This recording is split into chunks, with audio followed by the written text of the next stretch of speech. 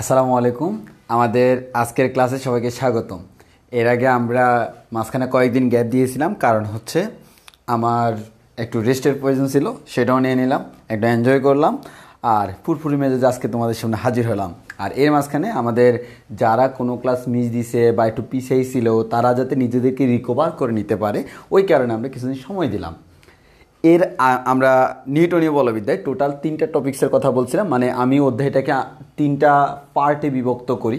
প্রথম পার্ট ছিল নিউটনের সূত্র সংক্রান্ত, সেই জিনিসগুলো আমরা আলহামদুলিল্লাহ কভার করছি এবং ওই সংক্রান্ত গাণিতিক সমস্যাগুলো আমরা সলভ করে ফেলছি। এরপর আসলে আমাদের ঘূর্ণন গতি, কৌণিক গতি। এই ক্ষেত্রে আমরা টপিক্সগুলো সবগুলো পড়ে ফেলছি, কিন্তু কোনো ম্যাথ করি নাই, খুব একটা করি নাই বললে চলে। কিন্তু ওই টপিক্সগুলো মোটামুটি আলহামদুলিল্লাহ আমাদের ক্লিয়ার থাকার কথা। আর আমাদের ওই কৌণিক গতিতে একটা টপিক্স বাকি রয়ে গেছে। নিউটনের যে সূত্রগুলো আমরা আগে পড়ছিলাম, নিউটনের তোমরা জানো গতির 3টা সূত্র আছে, তো এটাও তো গতি। ওইটা হচ্ছে সরলরৈখিক গতি, এটা হচ্ছে ঘূর্ণন গতি। তাহলে এই ঘূর্ণন গতির ক্ষেত্রে নিউটন বাবার যে সূত্রগুলো, সেগুলো কেমন হবে সেগুলো আমরা আজকে দেখব। খুবই ইজি, কোনো টেনশন নেওয়ার দরকার নেই।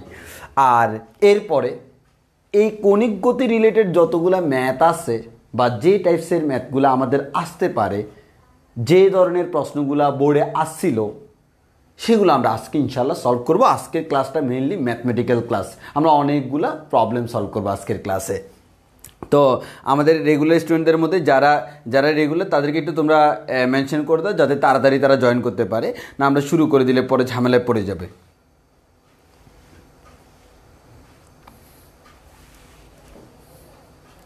আর আরেকটা ইম্পর্টেন্ট কথা হচ্ছে, আজকের ক্লাসের জন্য কিন্তু আগের ক্লাসগুলো করা থাকতে হবে, কারণ আগের ক্লাস বলতে কৌণিক গতির ক্লাসগুলো, এগুলো ওইগুলোর উপর বেস করেই তো আমরা আজকের ক্লাসটা নিব। সো সেই ক্ষেত্রে তোমাদের ওই ক্লাসগুলো করা না থাকলে কিন্তু তুমি আজকের ক্লাসটা করতে পারবা না।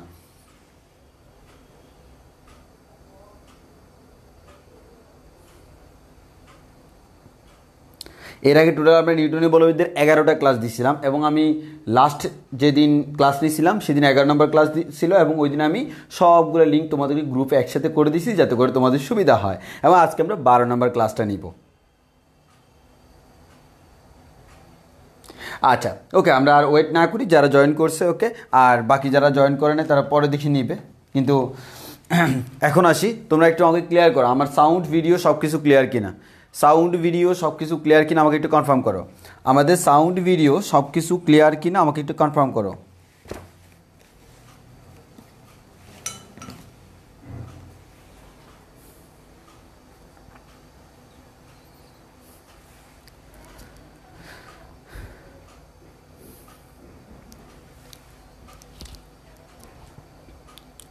ওকে, যেহেতু সব কিছু ক্লিয়ার, তাহলে আমরা সামনের দিকে আগাই। হ্যাঁ, সামনের দিকে আগাই, আমরা সামনের দিকে আগাই। কিন্তু আমার যথেষ্ট গরম লাগতেছে, কেন এতক্ষণ ঠান্ডা লাগে, ক্লাস নিতে আসলে গরম।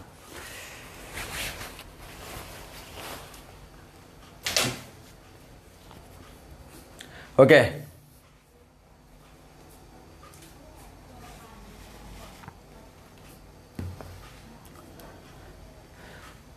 ওকে, তাহলে আমরা আমাদের প্রথম টপিক শুরু করি, কৌণিক গতি সংক্রান্ত নিউটনের সূত্র। এর মানে নিউটনের সূত্রগুলো যে কৌণিক গতির ক্ষেত্রে কীভাবে অ্যাপ্লাই করা যায় সেটা আমরা দেখব। তার আগে আমি আবার একটা কথা তোমাদের স্মরণ করিয়ে দিতে চাচ্ছি, রৈখিক গতি থেকে কৌণিক গতিতে গেলে কোনগুলোকে আমরা কি বলবো। তো আমি একটু বলে রাখি তোমাদেরকে, যেমন ফর এক্সাম্পল রৈখিক গতিতে যাকে আমরা সরণ বলছিলাম, আমি বারবার কিন্তু কথাগুলো বলতেছি, মুখস্থ হয়ে যেতে হবে। কৌণিক গতিতে আমরা তাকে বলছিলাম ভাইয়া কৌণিক সরণ। রৈখিক গতিতে যাকে আমরা বেগ বলছিলাম, কৌণিক গতিতে তাকে আমরা বলছিলাম কৌণিক বেগ। রৈখিক গতিকে যাকে আমরা ত্বরণ বলছিলাম, কৌণিক গতিকে তাকে আমরা কৌণিক ত্বরণ বলছিলাম। রৈখিক গতির ক্ষেত্রে যাকে আমরা ভর চিন্তা করছিলাম, সেই জিনিসটা আমাদের এখানে এসে হয়ে গেছে জড়তার ভ্রামক। এর মানে রৈখিক থেকে কৌণিকে গেলে তোমাকে ভরের জায়গায় জড়তার ভ্রামক চিন্তা করতে হবে। একইভাবে রৈখিক গতির ক্ষেত্রে তুমি যাকে বল চিন্তা করছিলা, কৌণিক গতির ক্ষেত্রে সেটা হয়ে যায় হচ্ছে আমাদের টর্ক। রৈখিক গতির ক্ষেত্রে আমরা যাকে ভরবেগ চিন্তা করছিলাম, কৌণিক গতির ক্ষেত্রে সেটা হয়ে গেছিল আমাদের কৌণিক ভরবেগ। এগুলো হচ্ছে আমাদের টার্মগুলো যে রৈখিক থেকে কণিকে যাওয়ার সময় আমরা কীভাবে চিন্তা করব। যেমন আমরা সরণকে এখানে প্রকাশ করেছিলাম এস দ্বারা, আর এখানে হয়ে যায় এটা থিটা, কণিক সরণ। এখানে বেগ ছিল ভি, আর এখানে কণিক বেগ ওমেগা। এখানে ত্বরণ ছিল এ, এখানে কণিক ত্বরণ আলফা। এখানে ভর ছিল এম, এখানে জড়তার ভ্রামক হচ্ছে আই। এখানে বল ছিল আমাদের এফ, এখানে টর্ক হয়ে গেছে টাউ। এখানে ভরবেগ ছিল ফি, এখানে কণিক ভরবেগ হয়ে গেছে এল।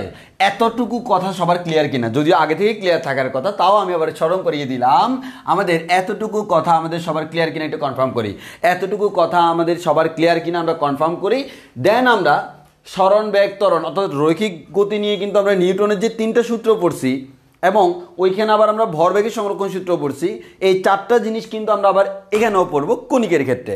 কিন্তু বিশ্বাস করো, আমাদের এগুলা যদি তুমি আগের 3টা জিনিস জানো আর এই ট্রান্সফরমেশনটা জানো, এই ট্রান্সফরমেশন জানলে বিশ্বাস করো তোমার আর কিচ্ছু লাগবে না। তুমি ধরে নাও তোমার হয়ে গেছে, ধরে নাও তোমার হয়ে গেছে। কি হয়ে গেছে? শিখা হয়ে গেছে। এখন আমরা জাস্ট সেই জিনিসগুলো যে শিখা হয়ে গেছে জাস্ট ধরায় দিব, নতুন করে শিখাবো না। ওকে,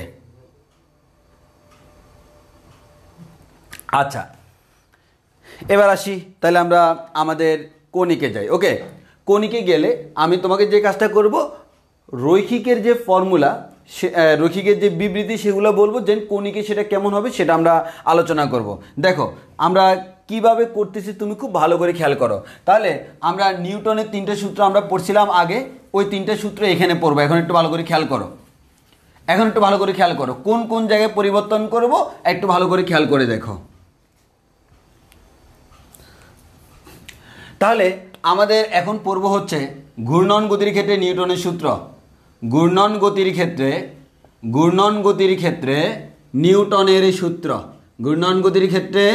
নিউটনের সূত্র, ওই নিউটনের সূত্র এখন ঘূর্ণন গতির ক্ষেত্রে পড়ব।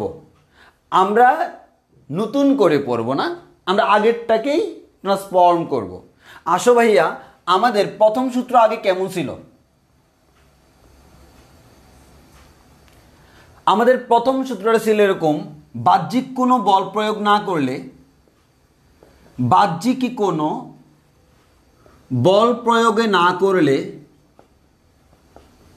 যাকে আমরা জড়তার সূত্র বলতাম, বাহ্যিক কোনো বল প্রয়োগ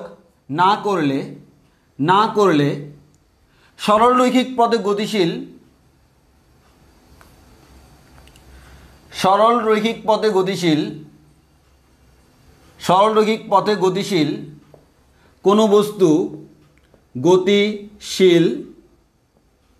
কোনো বস্তু বাহ্যিক কোনো বল প্রয়োগ না করলে সরলরৈখিক পথে গতিশীল কোনো বস্তু সব সময় সমবেগে চলতে থাকবে।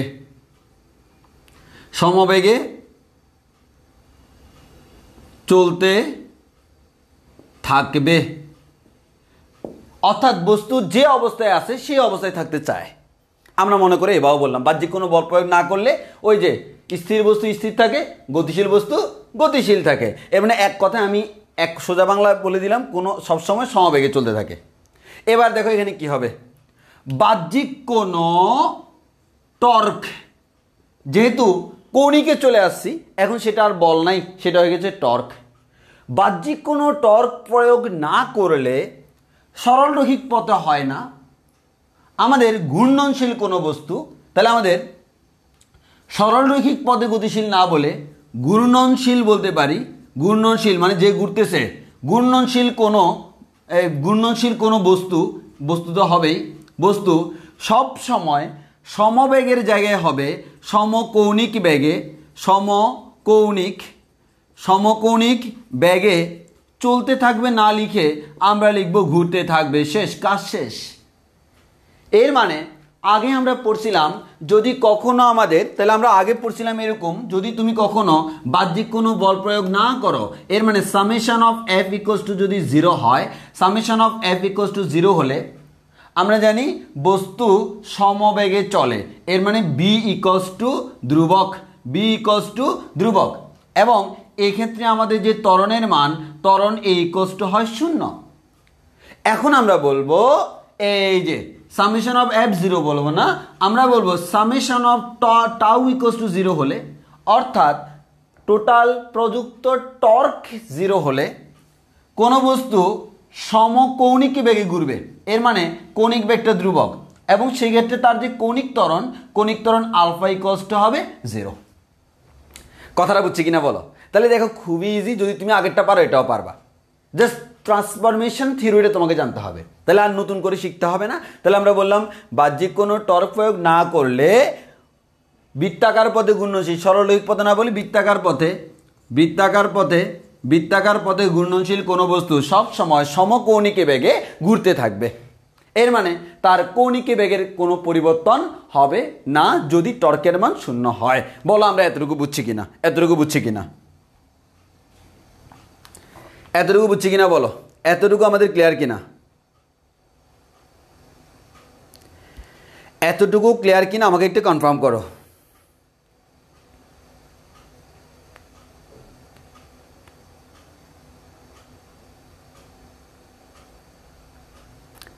এতটুকু ক্লিয়ার কিনা?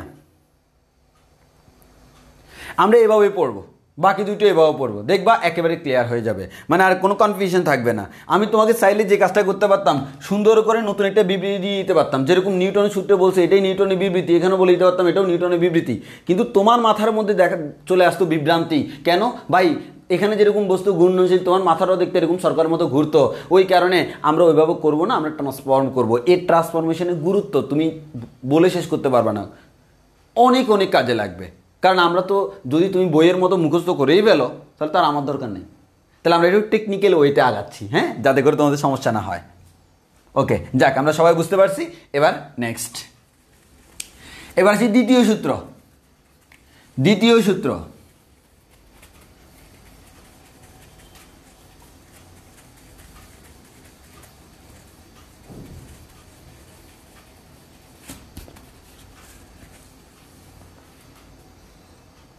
হ্যাঁ, দ্বিতীয় সূত্রটা কি ছিল? সিম্পল, কোনো বস্তুর ভরবেগের পরিবর্তনের হার তার উপর প্রযুক্ত বলের সমানুপাতিক। এবং আমরা কি সুন্দর করে বলছিলাম, বস্তুর ভরবেগকে আমরা প্রকাশ করি ফি দ্বারা, ভরবেগের পরিবর্তনের হার ক্যালকুলাসের মাধ্যমে প্রকাশ করা যায় D P D T is proportional to F বলছিলাম। ওকে, এখান থেকে আমরা বলছিলাম ডিটি অফ, ভাইয়া ভরবেগ মানে কি? ভর ইন্টু বেগ। তাহলে আমরা এখানে ভরবেগ যদি দিই ইকুয়ালস টু, আমরা সমানুপাতিক একসাথে করে ফেলতেছি, সমানুপাতিক শূন্য তুলে একটা ধ্রুবক দিলাম কে ইন্টু এফ, এরপর এমটা বের হয়ে চলে আসবে D V D T equals to F বলতে পারি। কেন?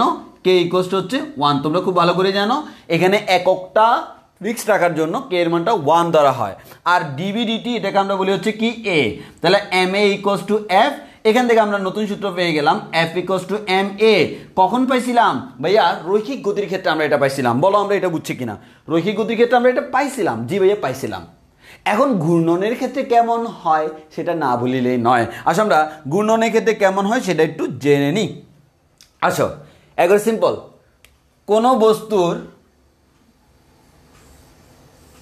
কৌণিক ভরবেগের পরিবর্তনের হার, কারণ ঘূর্ণনের ক্ষেত্রে ভরবেগটা হয় কৌণিক ভরবেগ, তাহলে কোনো বস্তুর কৌণিক ভরবেগের পরিবর্তনের হার তার উপর প্রযুক্ত বলের সমানুপাতিক না টর্কের সমানুপাতিক। তাহলে আগের বার বলছিলাম, তাহলে দেখো কোনো বস্তুর কৌণিক ভরবেগকে আমরা এল দ্বারা প্রকাশ করি, কৌণিক ভরবেগের পরিবর্তনের হার মানে d l d t is proportional to কার সমানুপাতিক? টর্কের সমানুপাতিক। ওকে ভাইয়া, আমরা এটা বলছিলাম। এবার আসো ভাইয়া, ফি ইকুয়ালস টু যদি এমবি হয়, ফি এর জায়গায় বসবে এল, এম এর জায়গায় বসবে আই, বি এর জায়গায় বসবে ওমেগা এবং এল ইকুয়ালস টু আই ওমেগা। এই সূত্রটা আমি আগে তোমাদেরকে শিখাইছি না, যে শিখাইছি। তাহলে আমরা এখান থেকে বলতে পারি ভাইয়া ডি ডিটি অফ এল এর জায়গায় হবে ভাইয়া I omega is proportional two, আমরা সমানুপাতিক চিহ্ন তুলে দিয়ে একটা ধ্রুবক বসাই কে ইন্টু টাউ। এবার এখানে আইটা হচ্ছে কনস্ট্যান্ট, বের হয়ে চলে আসবে I into d omega d t equals to tau, কে এর মানটা 1। এবার আসো আমরা যেরকম বলতাম ভাইয়া ডিভি ডিটি, এটাকে আমরা বলি এ, তাহলে নিশ্চয়ই এখান থেকে বলা যাবে ভাইয়া ডি বি এর জায়গায় ওমেগা ডিটি ইকুয়ালস টু এ এর জায়গায় আলফা। এর মানে এটা মানে হচ্ছে ব্যাগের পরিবর্তন, সময়ের সাথে সাথে ব্যাগের পরিবর্তনকে বলি ত্বরণ। তাহলে সময়ের সাথে সাথে কৌণিক ব্যাগের পরিবর্তনকে আমরা বলি কৌণিকী ত্বরণ। তাহলে আমরা এখান থেকে বলতে পারি I alpha equals to tau. তাহলে আমরা এখান থেকে বলতে পারি tau equals to I alpha, নতুন সূত্র পেয়ে গেলাম, tau equals to I alpha. এর মানে তুমি যাকে বলতে F equals to M A, সেটা এখন হয়ে গেছে tau equals to I alpha. মুখস্থ করবো না, শিখাই দিই। এফ ইকুয়ালস টু যদি এম এ হয়, দেখো এফ এর জায়গায় বসবে টাউ, এম এর জায়গায় বসবে আই, এ এর জায়গায় বসবে আলফা। দেখো ডাইরেক্ট ফর্মুলা পেয়ে গেছে, ওই যে ওই ফর্মুলাটা আমরা প্রমাণ করছি। এর মানে হুবহু আগের মতো না, জাস্ট তোমার ট্রান্সফরমেশন সেন্সটা যদি স্ট্রং হয় তাহলে দেখবা এখানে কোনো প্রবলেমই হচ্ছে না। তাহলে আমরা পেয়ে গেলাম কোনো বস্তুর কৌণিক ভরবেগের পরিবর্তনের হার তার উপর প্রযুক্ত টর্কের সমানুপাতিক। এখান থেকে পাইলাম F equals to M A, এখান থেকে বলতে পারবো tau equals to I alpha. বলো মনে থাকবে কিনা? আমি সাধারণত স্টুডেন্টকে এই সূত্রগুলো মুখস্থ করতে না করি, কেন? তোমার ট্রান্সফরমেশন থিওরিটা জানা জরুরি, তাহলে পরীক্ষায় আর এলোমেলো হবে না। বলো আমরা একটু বুঝছি কিনা,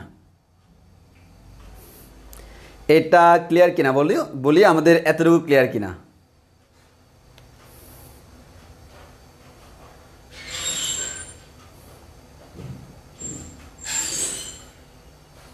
ওকে, দেখছো তোমাকে যদি আমি এখন ওইভাবে বলতাম কত না ঝামেলা হয়ে যেত, তাই না? এখন সেই ধরনের ঝামেলাগুলো হচ্ছে না। তাহলে আসো এবার আমরা থার্ড ল পড়ি।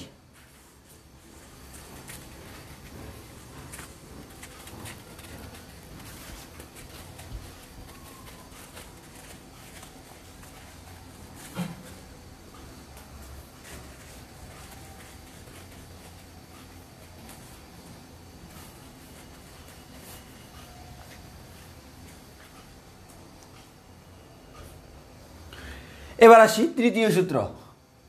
আমরা জানি প্রত্যেক ক্রিয়ারই সমান ও বিপরীত প্রতিক্রিয়া আছে। এই খেয়াল করো, এখানে কিন্তু ক্রিয়া যে বলতেছ এটা কি ক্রিয়ারত বল না? আমরা যে বলি ভাইয়া এখানে একটা বস্তু আছে, 1 নাম্বার বস্তু, এখানে একটা বস্তু আছে, এটা 1 নাম্বার বস্তু, এটা 2 নাম্বার বস্তু।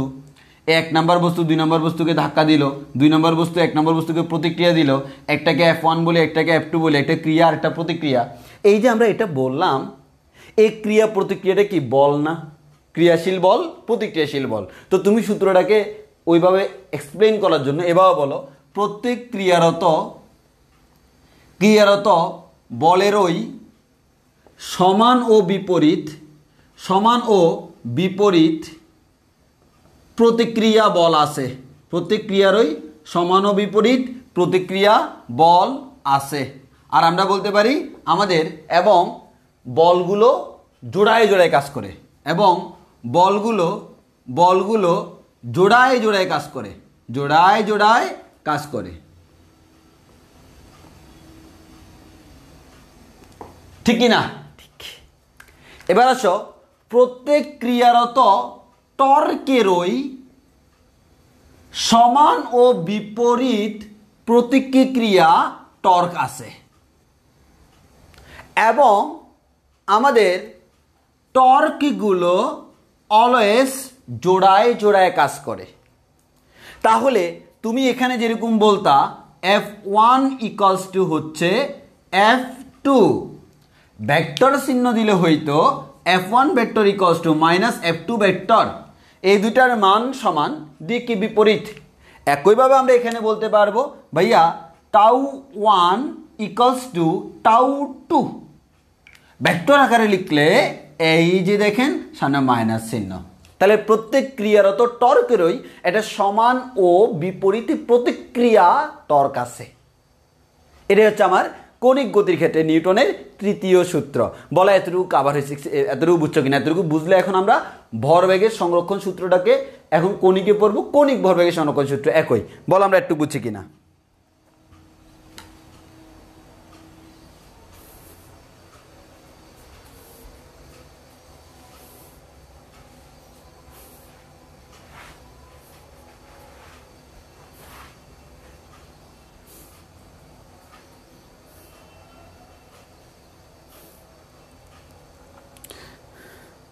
ওকে, যাক, সহজ লাগতেছে না জিনিসগুলা? এগুলো তো বুঝছো অনেকে একেবারে মানে ঝামেলা পাকাই ফেলে, তাদের কাছে মনে হয় কোত্থেকে কী আসছে। ওই জন্য আমি এভাবে পড়াতে পছন্দ করি, কারণ স্টুডেন্ট ফ্রেন্ডলি হইতে হয় পড়ানোর সময়, তাই না? কারণ অ্যাজ এ স্টুডেন্ট আমি যেটা পছন্দ করতাম সেটা তোমাদেরও অবশ্যই পছন্দ হওয়ার কথা। হ্যাঁ, তো ওই জিনিসটা আর কি, যে ওই কারণে একটু ট্রান্সফর্ম থিওরি দিয়ে পড়াচ্ছি, যাতে করে না ভুলা যায়। ভুলা যাবে না একটি কথা হোক, ট্রান্সফরমেশন মাথায় থাকলে। ওকে, দেখো এখন কিন্তু তোমার কাছে এগুলো নতুন নতুন মনে হবে না, কিন্তু এগুলো সবগুলো কিন্তু নতুন থিওরি, সম্পূর্ণ নতুন কনসেপ্ট, বাট তোমার কাছে এখন নতুন মনে হবে না। ওকে, এবার আসো ভরবেগের সংরক্ষণ সূত্র। এখন আমরা পড়বো হচ্ছে কৌণিক ভরবেগের সংরক্ষণ সূত্র।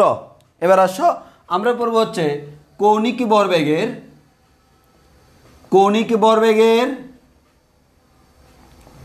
সংরক্ষণ সূত্র। আশা করি এটাও তোমরা সবাই পারবা। কৌণিক ভরবেগের সংরক্ষণ যে সূত্রটা, সেটা আমরা খুব ভালো করেই জানি। সেটা হচ্ছে কোনো সিস্টেমে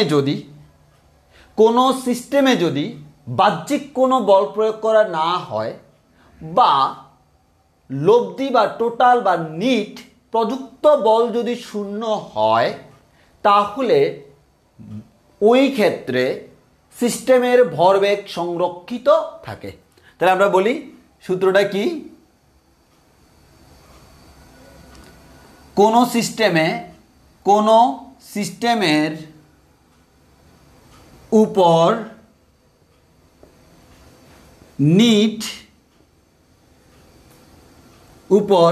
ক্রিয়ারত নিট বল শূন্য হলে ভরবেগ সংরক্ষিত থাকে। এর মানে কোনো ঘটনা ঘটার আগের ভরবেগ আগে সমান পরে ভরবেগ।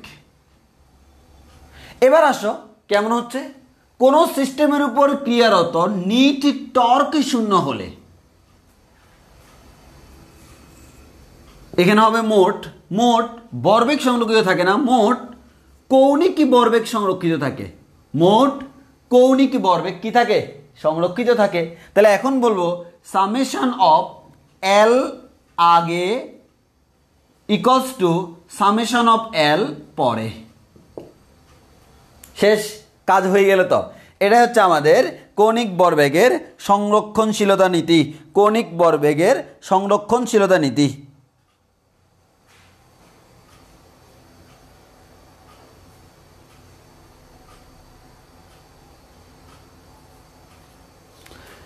বলো আমরা এটা বুঝছি কিনা? কৌণিক ভরবেগের সংরক্ষণশীলতা নীতি।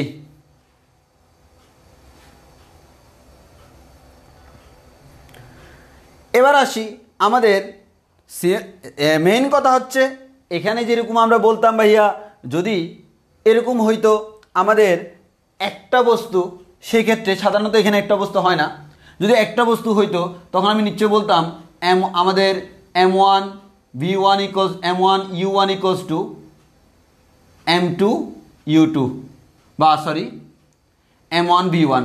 দুইটা বস্তু হইলে আমরা বলতাম m1 u1 plus m2 v2 plus m2 u2 plus m2 u2 equals to m1 v1 plus m2 v2। এবার তিনটা বস্তুর ক্ষেত্রেও করতে পারি। তো এই ক্ষেত্রে কৌণিক ভরবেগের ক্ষেত্রে আমাদের সবচেয়ে ইম্পর্টেন্ট যে জিনিসটা, এটাও কিন্তু ওই ক্ষেত্রে কয়েকটা জিনিসের ক্ষেত্রে হইতে পারে, তবে সাধারণত আমাদের পরীক্ষায় যেটা আসে সেটা হচ্ছে অনলি একটার ক্ষেত্রে। কয়টার ক্ষেত্রে? একটার ক্ষেত্রে। সেই জিনিসটা আমি এখন তোমাকে দেখাবো, সেই জিনিসটা তোমাকে এখন দেখাবো যে আমরা কৌণিক ভরবেগের ক্ষেত্রে কিভাবে করতে পারি। একটার ক্ষেত্রে হলে জিনিসটা কেমন হয় দেখো, সামেশন অফ এল আগে সমান সামেশন অফ এল পরে। তাহলে এল সমান আমরা কি জানি আই ওমেগা, তাহলে I1 omega 1 equals to I2 omega 2। বলা যায় কিনা বলো? অর্থাৎ কোনো ঘটনা ঘটার আগে ভরবেগ ছিল, কৌণিক ভরবেগ ছিল I1 ওমেগা 1, কারণ আমরা জানি কৌণিক ভরবেগ V equals to L equals to কত? L ইকুয়ালস টু আমরা জানি হচ্ছে I ওমেগা। তাহলে ঘটনাটার আগে যদি I1 ওমেগা 1 হয়, পরে যদি I2 ওমেগা 2 হয়, এই দুইটা কি হইতে হবে? সেম হইতে হবে। কখন? যদি আমার summation of tau equals two কি হয়? 0 হয়। নীতি বল বা লব্ধি বল শূন্য হলে আমাদের I1 omega 1 equals to I2 omega 2। কথাটা ক্লিয়ার কিনা বলো? কথাটা ক্লিয়ার কিনা? এবার আসো, তোমাদেরকে এখন আমি কয়েকটা জিনিস দেখাবো। একটা হচ্ছে আমার প্রথমে আমরা দেখাবো নর্তকীর নাচ দেখাবো, নৃত্য দেখাবো। এখন আমরা নাচবো। দেখো তাহলে আমরা নর্তকীর নাচের ব্যাপারটা তোমাদেরকে একটু দেখাই, যে নর্তকীরা যখন নাচে তখন তারা কি করে একটু খেয়াল করে দেখো।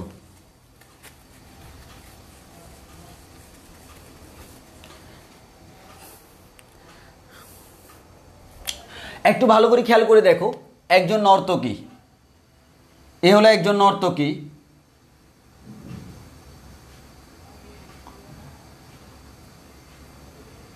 এ হলো একজন নর্তকী, তার হাতটা সে এবার প্রসারিত করে আছে।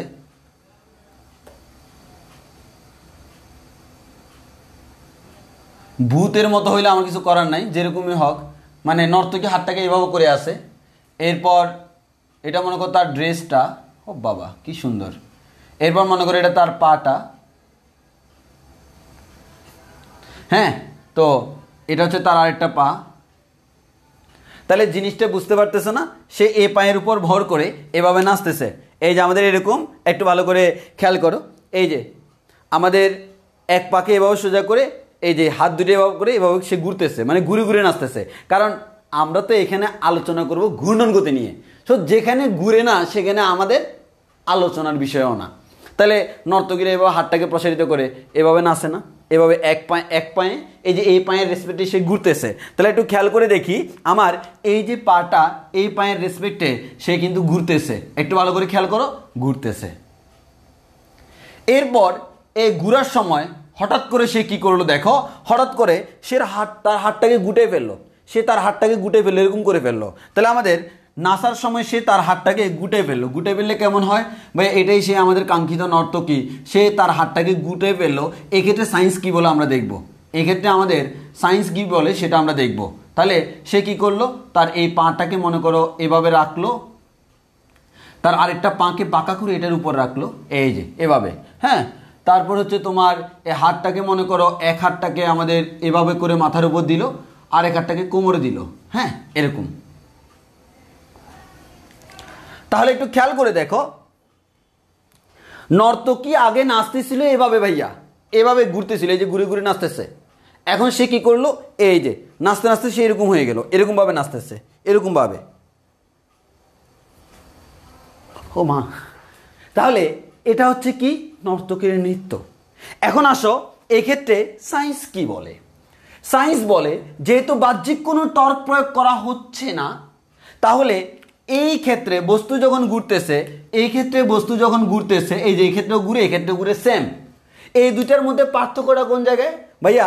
এক্ষেত্রে তার পাটা একটু বাইরে ছিল, তার হাতগুলো প্রসারিত ছিল, এক্ষেত্রে ভিতরে ঢুকে গেল। এখন তোমরা আমাকে আগে এই জিনিসটা ক্লিয়ার করো, একটা জিনিস আগে আমাকে ক্লিয়ার করো, এই অক্ষের সাপেক্ষে যদি ঘুরে তাহলে এই পয়েন্টে তার ভর আছে, এই পয়েন্টে তার ভর আছে, এই পয়েন্টে ভর আছে, এর মানে ভরগুলো একটু ছড়িয়ে ছিটিয়ে আছে না? আর এখানে ভরগুলো কি, যেমন এটা হাতের এই অংশটা খুব ভালো করে খেয়াল করে, এটা আমাকে জাস্ট এটা দেখা, এটা বলো আমার হাতটা এইভাবে আছে, খুব ভালো করে খেয়াল করো, আমার হাতটা এইভাবে আছে। এই মুহূর্তে দেখো যেখানে ভর আছে ঘূর্ণন গতির ক্ষেত্রে সেখানে জড়তার ভ্রামক আছে। আমার হাতটা যখন এভাবে আছে, দেখো এখানেও ভর আছে, এখানেও ভর আছে, প্রত্যেকটা বিন্দুর জন্য কিন্তু জড়তার ভ্রামক আছে। এখন আমি এই অক্ষের সাপেক্ষে ঘুরতেছি, ভালো করে চিন্তা করো, এই অক্ষের সাপেক্ষে ঘুরতেছি, হাতটা এভাবে আছে, এই ক্ষেত্রে জড়তার ভ্রামক যা, আমি হাতটাকে যদি গুটাই এরকম করে ফেলি, এর মানে দেখো দূরে কিন্তু কণাগুলা, আমার হাতের ভর আগে যা ছিল এখনও সেম, কিন্তু হাতটা আগে প্রসারিত থাকায় এখানকার কণাগুলো দূরে ছিল, এখন সেগুলো কাছে চলে আসছে। এখন তোমরা বলো, এই যে এভাবে থেকে এভাবে করার কারণে জড়তার ভ্রামক বাড়লো না কমলো? আবার বলতেছি, আমার হাতটাকে আমি এভাবে প্রসারিত করে ঘুরতেছি, হাতটাকে এভাবে করে আমি ঘুরতেছি, জড়তার ভ্রামক হাতটাকে গুটানোর কারণে বাড়ছে না কমছে একটু বলো? জড়তার ভ্রামক বাড়ছে না কমছে একটু বলো? এগুলা নর্তকী, এগুলা নর্তকী, হ্যাঁ এগুলো নর্তকী নাচতেছে। এই যে দেখো, তোমরা যদি দেখো, এটা হচ্ছে এরকম, এই যে এই নর্তকী আমার পাটাকে দুলি এভাবে নাচতেছে, এভাবে ড্যান্স করতেছে। আমি আসলে পর্যাপ্ত জায়গা নাই তো আমি ড্যান্স করতে পারতেছি না, ক্লাসে হইলে আমি এবার নিচে নিচে দেখাই। আর এক্ষেত্রে হলো কি, এই যে দেখো নর্তকীটা পায়ের উপর পা তুলিয়া হাতটাকে এভাবে করিয়া সে নাচতেছে, এটা হচ্ছে আমাদের সেই নর্তকী। এই যে এটা এটা এই যে এটা হচ্ছে এটা, এরপর নাচবে তা তা দিন দিন দিন তা তা তা তা তা তা, আমার দিকে সা সা সা, এরকম করে নাচবে, বুঝলেন? এটা হচ্ছে নর্তকীর নৃত্য। ওরে বাবা রে, কত ট্যালেন্ট সবাই। হ্যাঁ, আসলে জড়তার ভ্রামক কমে যাবে কেন ভাই? আমরা পড়ছিলাম জড়তার ভ্রামক আই ইকুয়ালস টু হচ্ছে ভর ইন্টু দূরত্ব স্কোয়ার।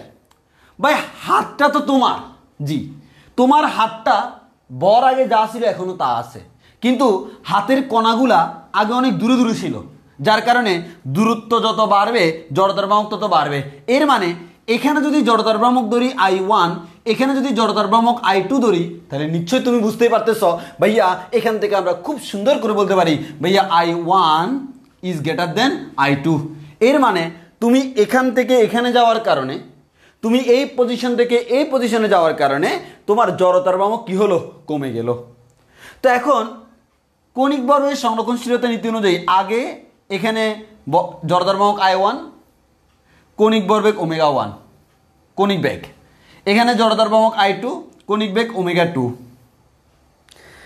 এখন থিওরি আমাকে বলে এই I1 ω1 এবং I2 ω2 দুইটা কি হইতে হবে? সেম হইতে হবে। খুব ভালো কথা, জি ভাইয়া। তাহলে আমাকে বলো, এই I1টা, এই I1 আগে যা ছিল এখানে যাওয়ার কারণে একটু কি হয়ে গেল? কমে গেল না? কমে গেল না? যদি এই অবস্থা থেকে এই অবস্থায় যাওয়ার কারণে জড়তার ভ্রামক কমে যায়, তাহলে ω1 এখান থেকে এখানে যাওয়ার কারণে কি করতে হবে যদি দুইটাকে সেম রাখতে হয়? কারণ আমার ভরবেগের কৌণিক ভরবেগের সংরক্ষণশীলতা নীতি বলে এই যে নর্তকী, এই নর্তকীর যে নৃত্য, এই নৃত্যের ক্ষেত্রে কোনো বাহ্যিক কোনো টর্ক প্রয়োগ করা হচ্ছে না। এর মানে আমরা বলতে পারি, মানে টোটাল নিট বলটা হচ্ছে, নিট টর্কটা হচ্ছে 0। এর মানে আগে টোটাল কৌণিক ভরবেগ, পরে টোটাল কৌণিক ভরবেগ সেম। এখন আমার কথা হচ্ছে জড়তার ভ্রামক কমে গেলে এই দুইটা রাশিকে সিমিলার রাখার জন্য কৌণিক বেগ কি হইতে হবে? এক্স্যাক্টলি বাড়তে হবে, বাড়তে হবে, বাড়বে। কতটুকু বাড়বে সেটা ডিপেন্ড করবে হচ্ছে এই দুইটা রাশিকে সিমিলার রাখার জন্য কি করতে হয় তার উপর। তাহলে আমাদের সিম্পল, যেমন তোমাকে বলা হলো শুরুতে জড়তার ভ্রামক এত, কৌণিক বেগ এত, শেষে জড়তার ভ্রামক এত, কৌণিক বেগটা কত, তুমি সিম্পল বের করতে পারবে না। আমরা জানি I1 ω1 ইকুয়ালস টু I2 ω2। তাহলে আমরা এখান থেকে বলতে পারি যে আমাদের ω2 equals to I1 divided by I2 into ω1। তাহলে আমরা দেখতেছি ω1 ইজ লেস দেন ω2। তাহলে একটু খেয়াল করো, নর্তকী যখন নাচে সে তো অনেক জোরে জোরে ঘুরে, সে যে অনেক জোরে জোরে ঘুরবে, এই ঘুরার ক্ষেত্রে সে তার হাত পাগুলা যত গুটাই রাখবে সে তত জোরে ঘুরতে পারবে না, জোরে ঘুরতে পারবে না। হ্যাঁ, ওই কারণে দেখবা নর্তকীরা যখন নাচে, তুমি খুব ভালো করে দেখবা নর্তকীরা যখন নাচে শুরুতে এভাবে শুরু করলো, এভাবে শুরু করলে আস্তে আস্তে হাতটাকে গুটাই ফেললো, কি জোরে নাচতেছে নাচতেছে নাচতেছে নাচতেছে, আবার শেষে যখন থেমে যাবে তখন আস্তে আস্তে হাতটাকে প্রসারিত করে তা দিন থা থা থা থা থা, এবার অফ হয়ে গেল। তাহলে জিনিসটা হচ্ছে আমাদের সায়েন্স বলে যখন আমাদের কোনো একজন নর্তকী সে এভাবে ঘুরে ঘুরে নাচতেছে তখন দেখা যায় তার হাতগুলোকে যদি আমার প্রসারিত না করে, হাতগুলোকে যদি সে গুটাই ফেলে, এক্ষেত্রে যে জিনিসটা হবে হাত গুটানোর কারণে তার জড়তার ভ্রামক কমে যাবে, আর জড়তার ভ্রামক কমলে সেখানে কণিক বেগ বাড়তে বাধ্য। এর মানে সে আগে যেভাবে ঘুরতো এখন আরো জোরে ঘুরবে, কিন্তু এর জন্য তাকে এক্সট্রা পরিশ্রম করা লাগতেছে না। কথা বুঝছি কিনা বলো, কথা বুঝছি কিনা বলো, কথা বুঝছি কিনা বলো। ওই কারণে তোমাদেরকে বলি ভাই সায়েন্স পড়বা, কষ্ট করা লাগবে না, নাচবা নাচো, কোনো সমস্যা নেই। বাইরে ভাই হাতগুলোকে এভাবে এলোমেলো করে নাচার দরকার নেই। হাত পা চারটা হাত পা তুমি চারদিকে প্রসারিত করে নাচতেছো ভাই, এবার নাচ হয় না। ঘুরে ঘুরে নাচবা, তাহলে তোমাকে যে কাজটা করতে হবে এগুলো গুটিয়ে ফেলতে হবে, এবার গুটিয়ে গুটিয়ে তুমি ড্যান্স করবা, কাজ হয়ে যাবে। তাহলে আমাকে এই জিনিসটা মাথায় রাখতে হবে, নর্তকের নৃত্যের ক্ষেত্রে মানে এক কথায় ঘূর্ণনের ক্ষেত্রে তুমি যত গুটিয়ে রাখতে পারবা তত ভালো, যত গুটাবা তত দেখা যাবে আমাদের জড়তার ভ্রামক কমে যাবে, আর এইদিকে কণিক ভরবেগ সেম রাখার জন্য কণিক বেগটা বেড়ে যাবে। এর মানে তুমি সরকার মতো খালি ঘুরতেছো ঘুরতেছো, মানুষ দেখছো ও কিরকম ঘুরে ঘুরতেছে, কেমনে পারে? আরে ভাই সায়েন্স বলে কথা।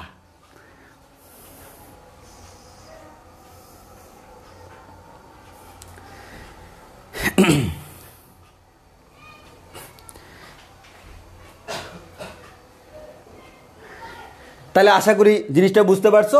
ওই কারণে জাস্ট আমি এই জিনিসটা বলতে চাচ্ছি, আমাদের অক্ষ থেকে কণাগুলার দূরত্ব যত বাড়বে জড়তার ভ্রামক তত বাড়বে, আর যদি বাইরে থেকে টোটাল নিট টর্ক যদি শূন্য হয় তাহলে জড়তার ভ্রামক বাড়লে কণিক বেগ কমবে, জড়তার ভ্রামক কমলে কণিক বেগ বাড়বে।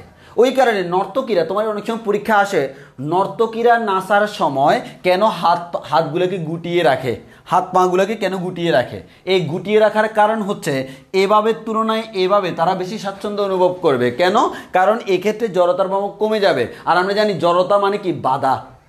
রৈখিক গতির ক্ষেত্রে জড়তা মানে বাধা, কণিক গতির ক্ষেত্রে জড়তা মানেও বাধা।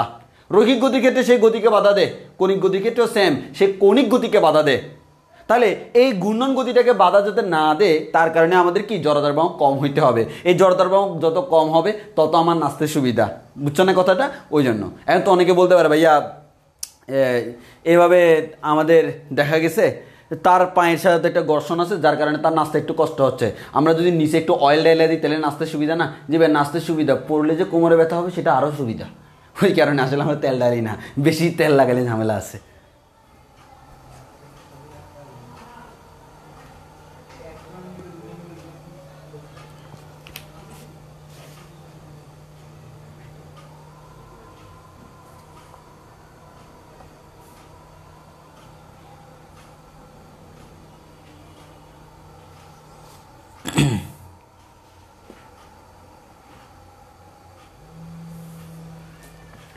এই বিবি মরিয়ম বলতেছে জড়তার ভ্রামক কমলে তো ঘূর্ণনও কমে। না না, জিনিসটা এমন না। জড়তার ভ্রামক করলে ঘূর্ণন কেন কমে? তুমি একটা বস্তুকে ধাক্কা দাও তো, একবার ধাক্কা দিবা, তুমি সিম্পল চিন্তা করো না, আমি কোন একটা বস্তুকে ধাক্কা দিলাম, বস্তুটা গতিশীল, এখন যদি তার মধ্যে ফ্রিকশন কম হয় তাহলে সে বেশি দ্রুত যাবে না? তার ভর যত বেশি জড়তা তত বেশি, তাহলে ছোট বড়ের বস্তু আর বড় বড়ের বস্তু কোনটাকে নেওয়া ইজি? অবশ্যই ভাই আমাদের ছোটোটাকে। কেন? ছোটোটার ভর কম মানে জড়তা কম, আর জড়তা কম মানে হচ্ছে সমপরিমাণ কষ্টে তুমি বেশি বেগ দিতে পারছো। আর এক কথায় আমরা বলবো ভাই সূত্র এটা, I1 ω1 = I2 ω2। এবার আপনি এদিক সেদিক সমান করে বাকিটা মিলাই দেন।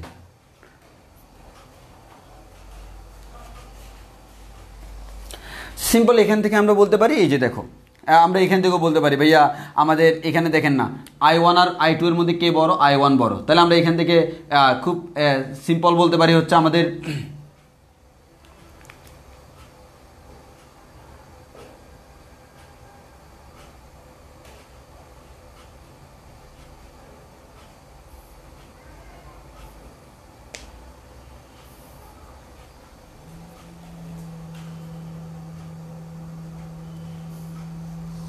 হ্যাঁ টর্কের ক্ষেত্রে হবে যে তুমি এখানে যে আমাদের যত বেশি টর্ক প্রয়োগ করবা, মানে এক কথা আমরা যত বেশি বল প্রয়োগ করব বস্তু কি তত দ্রুত যাবে না?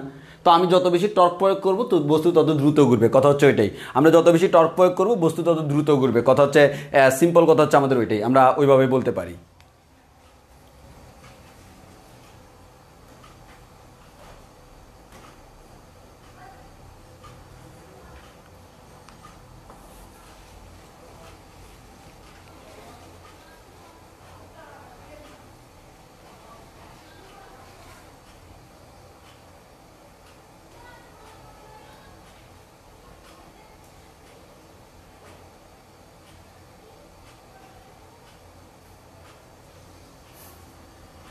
ওকে, আশা করি বুঝতে পারছি। আর আরেকটা হচ্ছে তুমি এখান থেকে সিমিলারলি বলতে পারো I1 যেহেতু I2 থেকে বড়, তাহলে নিশ্চয়ই বুঝতে পারছো বড় বাই ছোটো মান হচ্ছে এটা 1 থেকে বড়। 1 থেকে বড় কাউকে যদি তুমি কাউকে দ্বারা যদি কাউকে গুণ করো সেটা আরও বড় হয়ে যায়, এর মানে ω2 ইজ গ্রেটার দেন ω1। সিম্পলি এভাবে আমরা বলতে পারি, হচ্ছে তুমি ক্যালকুলেশন করলে তো এরকমই আসবে। এটা আরও বিভিন্ন জায়গায় তোমরা অ্যাপ্লাই করতে পারবা। এ তানিষ্কা মুনতাহা I1 I2 সমান কি? দেখো এই I1 আর I2 যদি সমান হইতো তাহলে তো আমার ওমেগার কোনো পরিবর্তন হইতো না। আমরা হাতটাকে প্রসারিত করার থেকে এভাবে করলে দেখো আমার হাতের যে কণাগুলা সেগুলো কিন্তু আমি ঘুরতেছি কিন্তু আমার সেন্টারের সাপেক্ষে এভাবে ঘুরতেছি। এখন তোমার হাতটাকে তুমি এভাবে রাখলে, দেখো এভাবে রাখলে এই অঞ্চলটার কারণে এটা অনেক দূরে না, দূরত্বের কারণে এই অংশটার কারণে জড়তার বাহক বেড়ে যাবে। এখন হাতটাকে তুমি এরকম করো, তাহলে দেখো এতটুকু পর্যন্ত ঠিক আছে আগের মতো, বাট এই অংশটা আগে ছিল দূরে, এখন চলে আসছে কাছে। ভর সেম কিন্তু দূরত্ব কমার কারণে জড়তার বাহক নিচে কমে যাবে। এক্স্যাক্টলি সেই জিনিসটাই হয়েছে এখানে, যে তুমি হাত যখন গুটিয়ে রাখবা জড়তার বাহক কমে যাবে।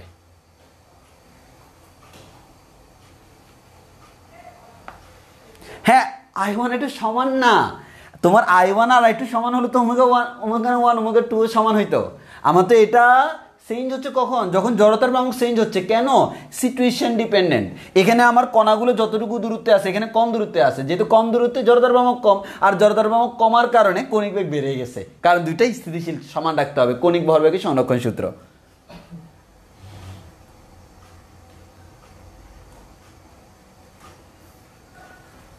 এতটুকু বুঝছি কিনা?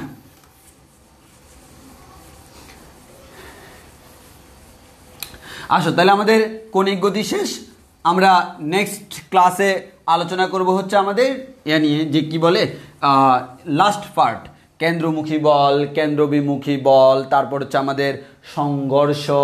হ্যাঁ, এই অনেকগুলো টার্ম নিয়ে আলোচনা করব এরপরের মানে থার্ড পার্টে আমরা আসছি, নেক্সট ক্লাসে ঢুকবো। তবে এতদিন এই কয়েকদিন যা পড়ছিলাম তার উপর এখন আমরা অনেকগুলো ম্যাথ সলভ করবো। হ্যাঁ, অনেকগুলো ম্যাথ সলভ করবো, আশা করি তোমাদের প্রবলেম হবে না। আসো আমি একটা একটা করে ম্যাথ সলভ করা শুরু করি। হ্যাঁ, একটা একটা করে ম্যাথ সলভ করা আমরা শুরু করি। ম্যাথগুলো খুব মনোযোগ দিয়ে পড়তে হবে। অ্যাকচুয়ালি তুমি যখন ম্যাথগুলো করবা দেখবা যে তোমার অটোমেটিক অনেক কিছু ক্লিয়ার হয়ে গেছে, অনেক কিছু তোমার অটোমেটিক ক্লিয়ার হয়ে যাবে। মানে যদি কোনো কনফিউশন থেকে থাকে সেই কনফিউশনটা তোমার এখন খুব ভালো করে ক্লিয়ার হয়ে যাবে। হ্যাঁ, আসো প্রথমে আমরা করব হচ্ছে বরিশাল বোর্ড 2017 সালের একটা সৃজনশীল, বরিশাল বোর্ড 17, বরিশাল বোর্ড 2017 সালে সিকিউ সলভ করবো।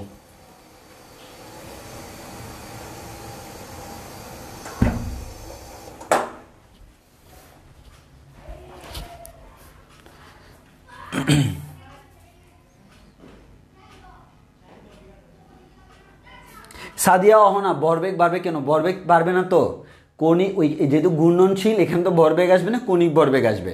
আর যেহেতু আমি টোটাল বাইরে থেকে কোনো বল প্রয়োগ করা হচ্ছে না এক্সট্রা করে, যার কারণে আমাদের কণিক ভরবেগ সেম থাকবে, মানে সংরক্ষণশীল থাকবে। ওই কারণে তো আমরা I1 ω1 তাকে I2 ω2 এর সমান ধরছি। I1 ω1 হচ্ছে হাত গুটানোর আগে, I2 ω2 হচ্ছে হাত গুটানোর পরে। এই জিনিসটা দুইটা সেম, মানে দুইটার কণিক ভরবেগটা সেম, মানে I1 ω1 যে কথা I2 ω2 সেম কথা।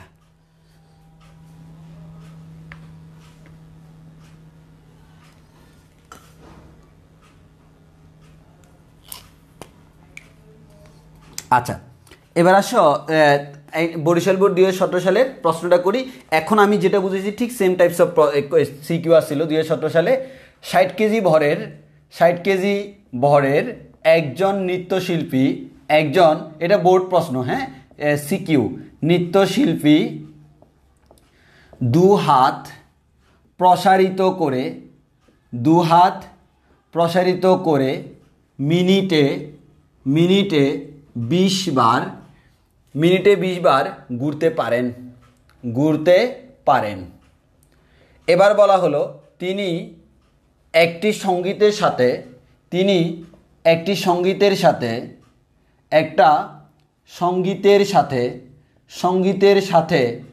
তাল মেলানোর চেষ্টা করছিলেন।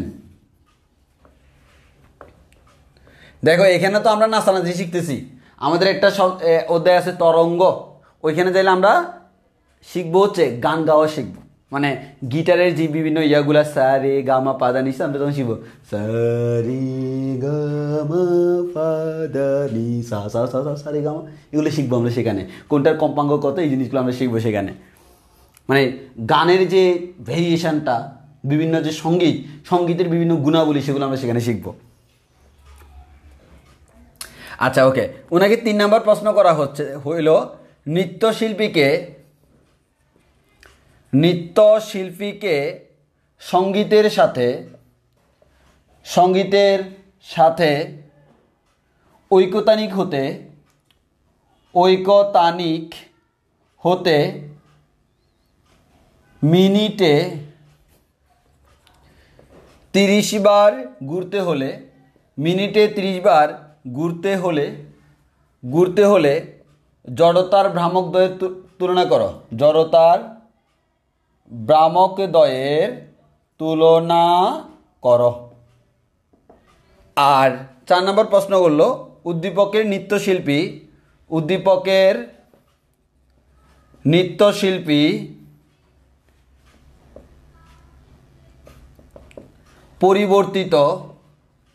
পরিবর্তিত কৌণিক গতিশক্তি দ্বিগুণ হবে কি প্রশ্ন করলো। এবার আসো, তাহলে একটু খুব সুন্দর করে চিন্তা করো। তোমাকে বলা হলো, তোমাকে যে ইনফরমেশনগুলো দেওয়া হলো, 60 কেজি ভরের একজন নৃত্যশিল্পী, ওকে, তাহলে তার ভরটা আমরা লিখে পেলাম, নোট করে পেলাম, এম সমান হচ্ছে 60 কেজি। এবার বলা হলো একজন নৃত্যশিল্পী দুহাত প্রসারিত করে মিনিটে 20 বার ঘুরতে পারেন। দেখো বলা হলো মিনিটে 20 বার ঘুরতে পারে, তাহলে মিনিটে T1 এর মান হচ্ছে 60 সেকেন্ড, কয়বার, N1 এর মান হচ্ছে 20 বার। তাহলে এখান থেকে নিচ্ছে ω1 বের করা যায় 2πN1 ডিভাইড বাই টি, বের করা যাবে না? বারবার আমরা শিখেছিলাম ω 2πN divide by T. N মান হচ্ছে, টি মান হচ্ছে সময়, এন মান হচ্ছে ওই সময়ে কয়বার পূর্ণ ঘূর্ণন দেয়, সে কিন্তু মিনিটে 20 বার ঘুরে। তাহলে অলরেডি আমাদের একটা ক্যালকুলেশন শেষ, ω1, এটা তোমরা নিজেরা ক্যালকুলেশন করবা। তিনি এটি সঙ্গীতের সাথে তাল মেলানোর চেষ্টা করতেছে, মানে উনি তো প্রথমত হাত প্রসারিত করে শুরু করে দিছে, এখন ওকে কী করতে হবে, সঙ্গীতের সাথে তাল মেলানোর চেষ্টা করতে হবে। এখন সে তো হাত প্রসারিত করে মিনিটে 20 বার ঘুরতেছে, তাহলে সঙ্গীতের সাথে তাল মেলানোর জন্য তাকে কি করতে হচ্ছে, দেখো নৃত্যশিল্পীকে সঙ্গীতের সাথে ঐকতানিক মানে হচ্ছে একই ছন্দে আসা, একই তালে আসা, মানে হতে মিনিটে 30 বার ঘুরতে হলে, তাহলে খেয়াল করো সে বর্তমানে মিনিটে 20 বার ঘুরতেছে। যদি তাকে মিনিটে 30 বার ঘুরতে হয়, মানে যদি সে মিনিটে 30 বার ঘুরে, তাহলে সঙ্গীতের সাথে তাল মিলানো হয়ে গেছে।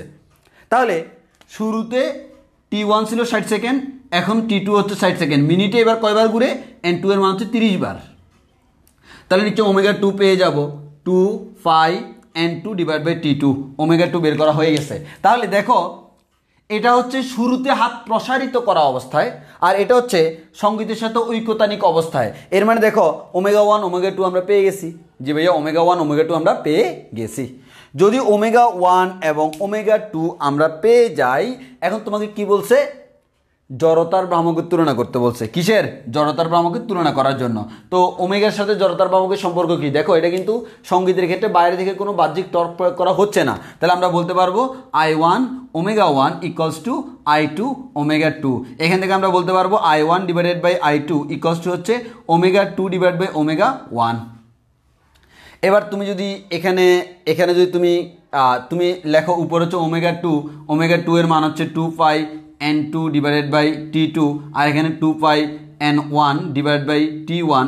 তো লিটারালি হচ্ছে 2/2 কাটাকাটি যাবে, T1 T2 কাটা যাবে, এখানে থাকবে হচ্ছে N2 ডিভাইডেড বাই N1। হ্যাঁ, এভাবেই তো। হ্যাঁ, তাহলে আমরা এখান থেকে বলতে পারি I1 divided by I2 equals to N2 এর মান কত ভাই? N2 এর মান হচ্ছে 30 ডিভাইডেড বাই 20, তাহলে আমরা বলতে পারি 3:2। এটা হচ্ছে আমাদের আনসার। এর মানে আমাদের এটা হচ্ছে অনুপাত, তোমাকে তুলনা করতে বলছে। তাহলে প্রাথমিক জড়তার বাহক যখন সে শুরু করতেছিল তখন জড়তার বাহক ছিল I1, আর যখন ঐকতানে চলে আসলো তখন জড়তার বাহক I2। এই I1 এবং I2 এর অনুপাত 3:2, এটা প্রমাণ করলে কাজ শেষ। বলো বুঝছি কিনা? এটাই তোমাকে বের করতে বলছে, এটাই তোমাকে বের করতে বলছে। বলো আমরা এটা বুঝছি কিনা, বুঝছি কিনা বলো, এটা বুঝছি কিনা?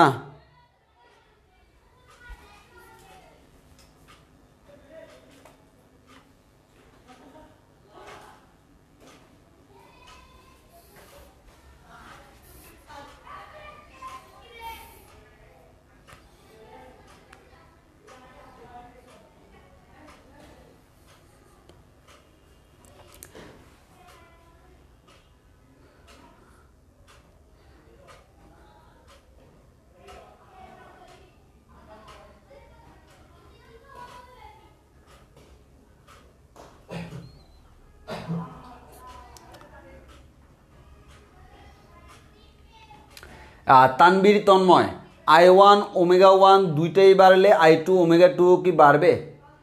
সাধারণত মানে আই এবং ওমেগা দুইটা দুইটা বাড়ে না, মানে একটা বাড়লে আর একটা কমে, কারণ হচ্ছে রেশিওটা সেম রাখতে হয়, রেশিওটা সেম রাখতে হয়। এক কথায় তুমি যত কিছু চিন্তা করো না কেন, I1 ওমেগা 1 I2 ওমেগা 2 এই দুইটার গুণফল আর এই দুইটার গুণফল যদি সেম হয় তাহলে সেটা সম্ভব, সেম না হলে সম্ভব না। এক কথায় সোজা হিসাব হচ্ছে তোমার I1 ওমেগা 1 এর গুণফল আর I2 ওমেগা 2 এর গুণফল যদি সেম হয় তাহলে এটা ওকে, আর অন্য সকল কেসে নট ওকে।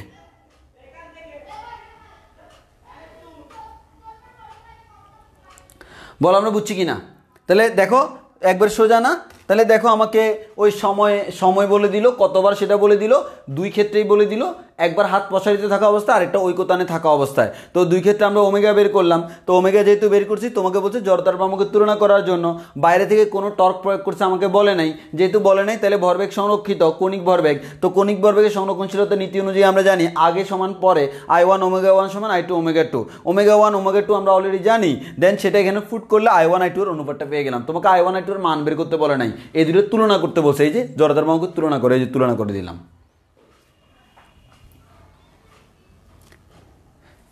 এবার তোমাকে প্রশ্ন করা হলো উদ্দীপকের নৃত্যশিল্পীর পরিবর্তিত কৌণিক গতিশক্তি, খেয়াল করো বলা হলো পরিবর্তিত কৌণিক গতিশক্তি। এবার আসি কৌণিক গতিশক্তি, তাহলে পরিবর্তিত মানে কি, আগে যা ছিল বর্তমানে যা আছে এই পরিবর্তনটা দ্বিগুণ হবে কিনা।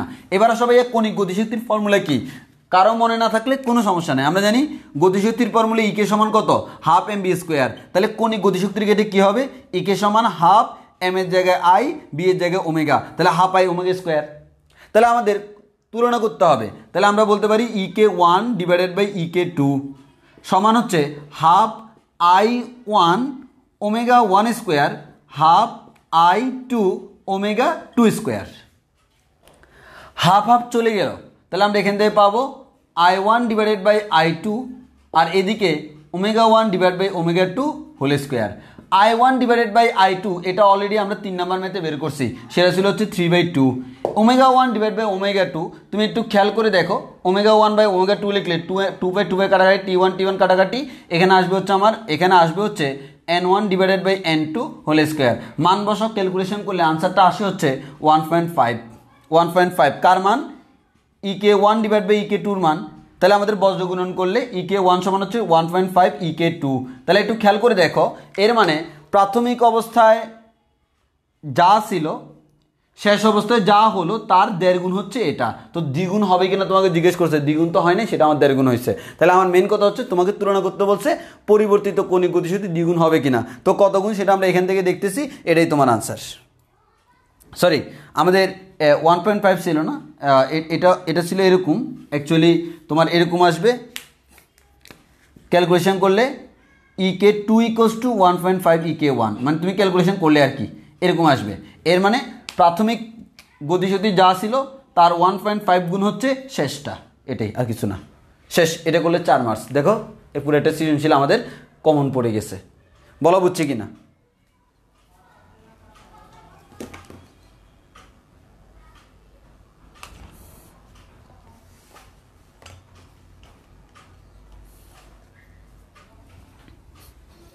হ্যাঁ, একটু আগে যেটা বের করছিল I1 I2 অনুপাত, ওটা বসাবা।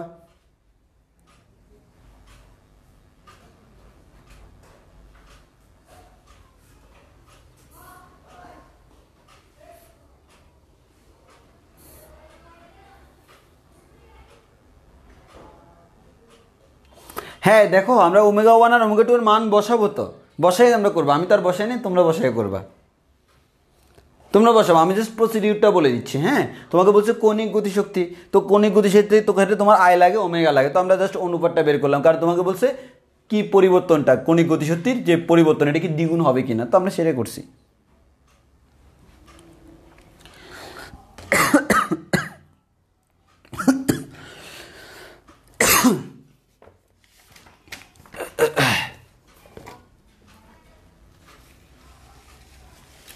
ওকে, তাহলে আমি সামনে সামনে আগাই। আর কয়েকটা ম্যাথ করাবো আমরা। হ্যাঁ, কারণ এই টপিকসটা শুধু শুধু রেখে লাভ নেই, আমরা আগামী ক্লাস হচ্ছে নতুন টপিক শুরু করব, তো যা ম্যাথ করানো যায় আর কি, কয়েকটা এক্সট্রা ম্যাথ করাই দিই আমি। আচ্ছা, এবার ম্যাথটা হচ্ছে, আমাদের প্রশ্নটা হচ্ছে এরকম, আমি দ্রুত লিখি। মঙ্গল গ্রহ সূর্যকে কেন্দ্র করে 2.28 ইন্টু 10⁻11 মিটার ব্যাসার্ধের বৃত্তাকার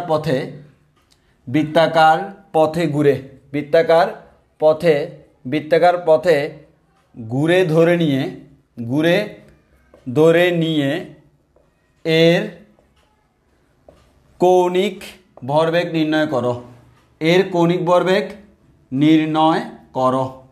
আর তোমাকে বলে দিছে মঙ্গলের ভর হচ্ছে 6.46 ইন্টু 10⁻23 কেজি, এবং আবর্তনকাল সেটা হচ্ছে 5.94 ইন্টু 10⁻7 সেকেন্ড।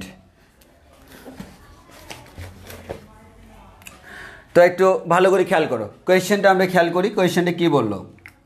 কোয়েশ্চেনে তোমাকে যেটা বলা হলো সেটা হচ্ছে মঙ্গল গ্রহ সূর্যকে কেন্দ্র করে এত মিটার ব্যাসার্ধের বৃত্তাকার পথে ঘুরে। তাহলে আমরা মাঝখানে রাখি সূর্য, ফর এক্সাম্পল এটা হচ্ছে আমার সূর্য, ওকে, সান। এই সূর্যকে কেন্দ্র করে মঙ্গল গ্রহটা আমাদের বৃত্তাকার পথে ঘুরে এরকম আমরা ধরে নিব, তারা এরকমই ধরে নিতে বলছে। তাহলে এটা হচ্ছে আমাদের মার্স, মঙ্গল গ্রহ, আর এটা হচ্ছে আমাদের সূর্য। এখন যে বৃত্তাকার পথে ঘুরে ওই বৃত্তাকার পথের ব্যাসার্ধ আর ইকুয়ালস টু তোমাকে বলেছে 2.28 ইন্টু 10⁻11 মিটার। ওকে, এখন তার যেহেতু ভরটা দেওয়া আছে, তো আমরা এখান থেকে আরটা জেনে গেলাম। আর মঙ্গল গ্রহ যেটা, এই মঙ্গলের যে ভর, তার ভরটা দেওয়া আছে এটা, তার ভর দেওয়া আছে এটা এম এর মান, আর তার আবর্তনকাল দেওয়া আছে এটা টি এর মান, পর্যায়কাল টি বা আবর্তনকাল। তোমাকে বের করতে বলছে কৌণিক ভরবেগ নির্ণয় করো। তো সিম্পল কথা হচ্ছে ভাইয়া, কৌণিক ভরবেগের ফর্মুলা আমরা কি জানি, কৌণিক ভরবেগ এল ইকুয়ালস টু আমরা জানি হচ্ছে আই ওমেগা। এর মানে আই এর মান এবং ওমেগার মান জানলে এল এর মান বের করা যাবে। এবার এই অবস্থায় আই মানে কি জানি, আই মানে আমরা জানি হচ্ছে এম আর স্কোয়ার। তোমাদেরকে বলে রাখি, আমাদের আই জড়তার ভ্রামকের ক্ষেত্রে তোমরা মাথায় রাখবা, আমরা যে স্পেশাল কেসগুলো তোমাদেরকে পড়াইছি না, যে অনেকগুলো ক্ষেত্রে, ওইগুলা ছাড়া অন্য যে কোনো কেসে সবসময় I equals to M R square. Special case যেগুলো বলার আমরা সেগুলো বলে ফেলছি, আর সব ক্ষেত্রে I equals to M R square ধরে নিবা। তাহলে I equals to M R square into omega. Okay, omega বের করতে হবে। তাহলে আমরা ওমেগা যে বের করব, এই ওমেগা বের করার জন্য, তাহলে আমার তো ওমেগা দেওয়া নাই, কিন্তু দেওয়া আছে কি পর্যায়কাল টি, তাহলে ওমেগার সমান আমরা বলতে পারি 2π/t। এবার দেখো এ এম মঙ্গলের ভর কত, 6.46 ইন্টু 10⁻23 ইন্টু দূরত্ব স্কোয়ার, দূরত্ব হচ্ছে 2.28 into 10⁻11 metre whole square into 2π/t, পর্যায়কাল হচ্ছে 5.94 ইন্টু 10⁻7 সেকেন্ড। তাহলে ক্যালকুলেশন করলে তুমি যেটা পাবো সেটাই হচ্ছে তোমার কি এল এর ফর্মুলা, সেটা হচ্ছে তোমার কি এল, কৌণিক ভরবেগ বের হয়ে গেছে। তাহলে আমাদের এটা একক হবে k g metre square per second, এত k g metre square per second, এটা হচ্ছে আমার কৌণিক ভরবেগের মান। তাহলে দেখো সব দেওয়া আছে, কৌণিক ভরবেগ বের করে ফেলছি। বলো আমরা বুঝছি কিনা বলো।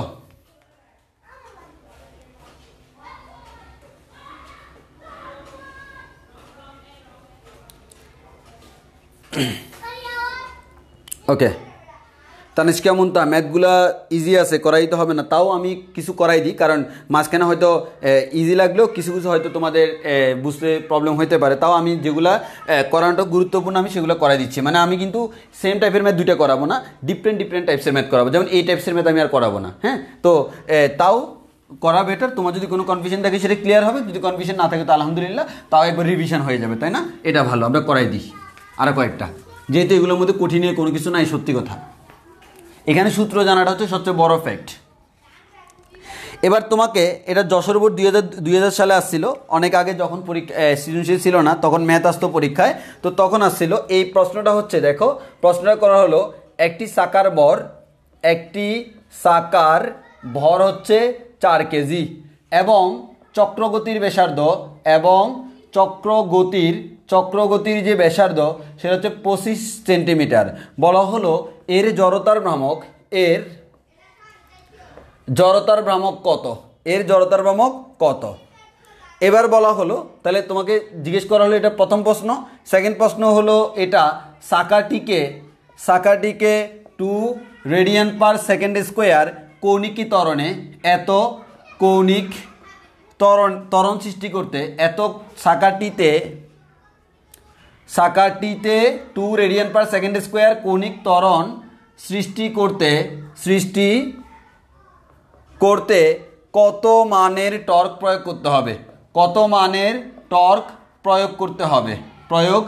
করতে হবে? এটাই তোমার কোয়েশ্চেন। তাহলে একটু ভালো করে খেয়াল করি কি কি দেওয়া আছে। বলা হলো একটি চাকার ভর হচ্ছে 4 কেজি, ভর হচ্ছে এত কেজি এবং চক্রগতির ব্যাসার্ধ 25 সেন্টিমিটার। আমরা বারবার বলছিলাম যদি আমাদের সাধারণত জড়তার ভ্রামক I হচ্ছে mr স্কোয়ার, যদি সম্পূর্ণ বস্তুটাকে আমরা সুষম ধরে তার একটা বিন্দুকে আমরা ভরকেন্দ্র হিসেবে বিবেচনা করি, তখন জড়তার ভ্রামক I mk স্কোয়ার, যেখানে কে হচ্ছে চক্রগতির ব্যাসার্ধ। দেখো তোমার এখানে চক্রগতির ব্যাসার্ধ দেওয়া আছে, তাহলে তার ভর m হচ্ছে 4 কেজি, চক্রগতির ব্যাসার্ধ k 25 × 10⁻² মিটার, আমরা সেন্টিমিটার থেকে মিটার নিলাম। বলা হলে জড়তার ভ্রামক কত? এটা কিন্তু খুবই ইজি, I ভাইয়া mk স্কোয়ার, m এর মান দেওয়া আছে 4 × k এর মান 25 × 10⁻² হোল স্কোয়ার, ক্যালকুলেশন করলে আমরা আনসার পেয়ে যাব এত কেজি মিটার স্কোয়ার। এবার বলা হলো সেকেন্ড কোয়েশ্চেন, চাকাটিতে 2 রেডিয়ান পার সেকেন্ড স্কোয়ার কৌণিক ত্বরণ সৃষ্টি করতে, এর মানে এই চাকাটির মধ্যে আমি কৌণিক ত্বরণ সৃষ্টি করব, সেই কৌণিক ত্বরণ আলফা এর মান হচ্ছে 2 রেডিয়ান পার সেকেন্ড স্কোয়ার। বলা হলো করতে হলে কত মানের টর্ক প্রয়োগ করতে হবে? কি প্রয়োগ করতে হবে? টর্ক। এর মানে তোমাকে টর্কটা জিজ্ঞেস করলো, তাহলে একটু খেয়াল করো টর্কের ফর্মুলা কি। তাহলে আমরা জানি তো, সিম্পল ফর্মুলা আমরা জানি ভাইয়া, টাউ হচ্ছে I আলফা। তো I এর মান তো একটু আগে এখান থেকে জেনে গেলাম, I এর মান এত আর আলফা এর মান আমার দেওয়া আছে 2, ক্যালকুলেশন করলে পেয়ে যাব আমার টর্কের মান এত। আমরা এখান থেকে ক্যালকুলেশন করে পেয়ে যাব এবং আমার আনসার হচ্ছে এত নিউটন মিটার, এটা হচ্ছে টর্কের মান। তাহলে আশা করি আমরা পারবো যে তোমাকে কি পরিমাণ টর্ক সৃষ্টি হবে যদি আমাদের এটা হয়। তো আমরা তো টাউ জানি I আলফা, I এর মান একটু আগে বের করলাম, আলফার মান তারা দিয়ে দিল, এখান থেকে ক্যালকুলেশন করলে আমার টর্কটা বের করা হয়ে গেল। বলো বুঝছি কিনা বলো, বুঝছি কিনা বলি।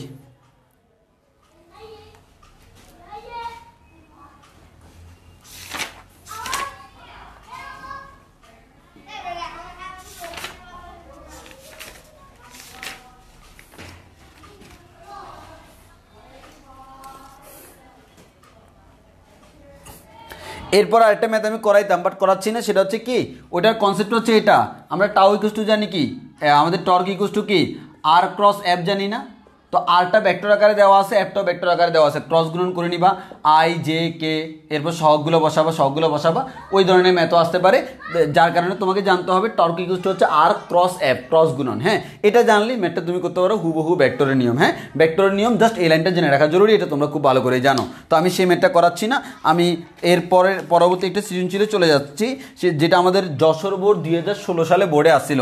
যশোর বোর্ড 2016 সালের সৃজনশীলটা আমরা এখন করব, যশোর বোর্ড 2016।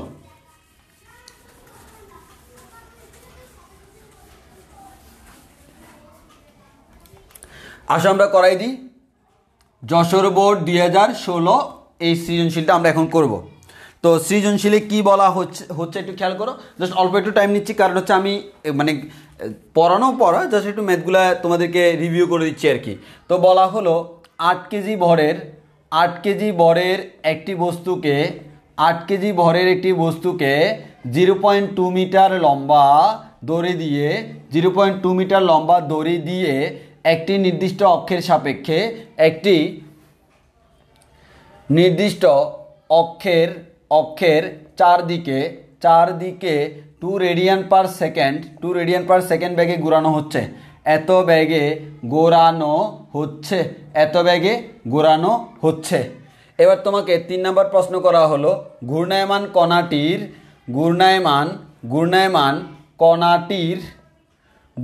কণাটির কৌণিক ভরবেগ কত। এরপর ঘ নম্বর প্রশ্ন করলো বস্তুটির ভর অর্ধেক হলে টর্কের কিরূপ পরিবর্তন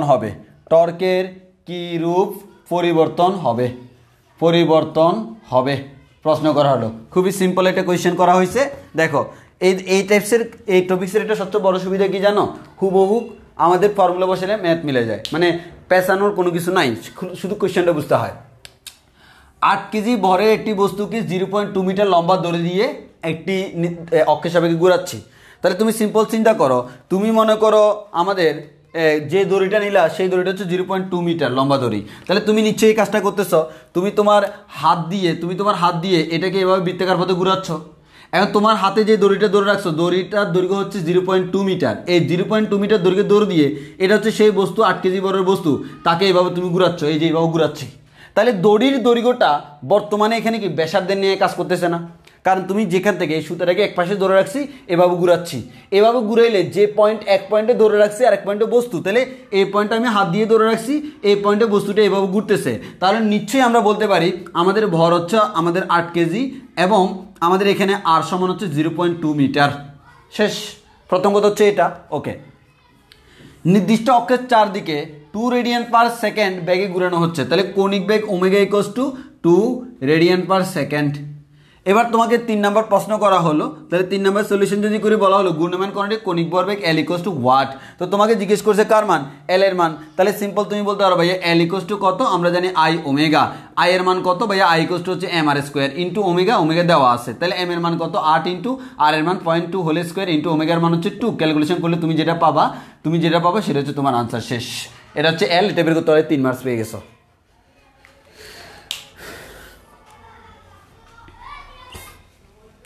এটা বুঝছি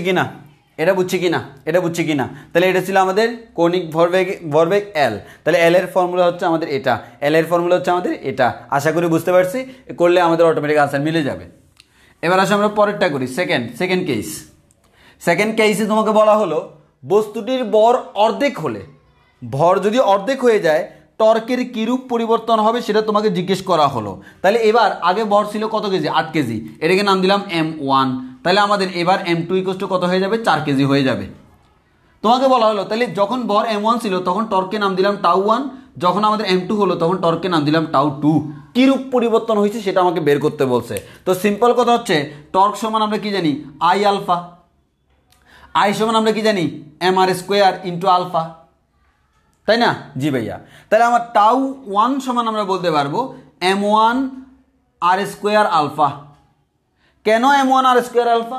কারণ হচ্ছে ভাইয়া আমাকে শুধু ভরটাকে অর্ধেক করতে বলছে, আর কেউ চেঞ্জ করতে বলে নাই, আলফা কেউ চেঞ্জ করতে বলে নাই, যে আমাদের আলফা কেউ চেঞ্জ করতে বলে নাই। আলফা আমার এখানে দেওয়া নাই, কিন্তু কথা হচ্ছে দেওয়া না থাকলেও এটা কাটাকাটি চলে যাবে। তোমাকে আলফা পরিবর্তন করতে বলে নাই, বলছে শুধুমাত্র ভর যদি অর্ধেক করি, আমাকে শুধু ভর অর্ধেক করতে হবে, আর কোনো কিছু চেঞ্জ করতে বলে নাই। তাহলে আমরা τ2 ইকুয়ালস টু বলতে পারবো m2 r স্কয়ার আলফা। তাহলে τ1 ডিভাইডেড বাই τ2 ইকুয়ালস টু বলা যায় m1 r square alpha divided by m2 r square alpha.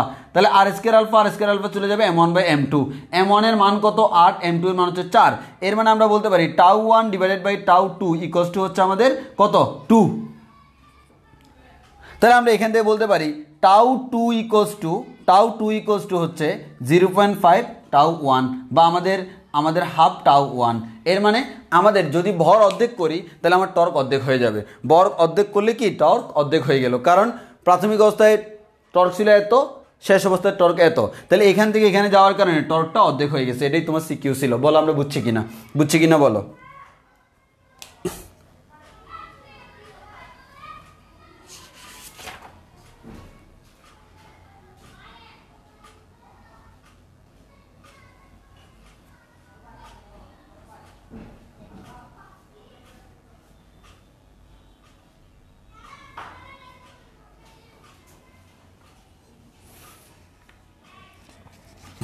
ওকে, তাহলে লাস্ট একটা কোয়েশ্চেন, সিলেট বোর্ড 2015 সালে কোয়েশ্চেনটা আমি সলভ করে শেষ করেছি। এটাই আমাদের লাস্ট। এটা হচ্ছে বেসিক জড়তার ভ্রামক সংক্রান্ত। এটা করলে আমাদের শেষ।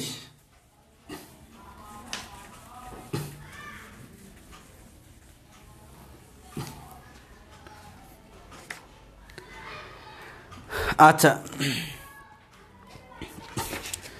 এখানে উদ্দীপকটা আমি দেখাই। এটা হচ্ছে সিলেট বোর্ড 2015। হ্যাঁ, এটাই আমাদের লাস্ট।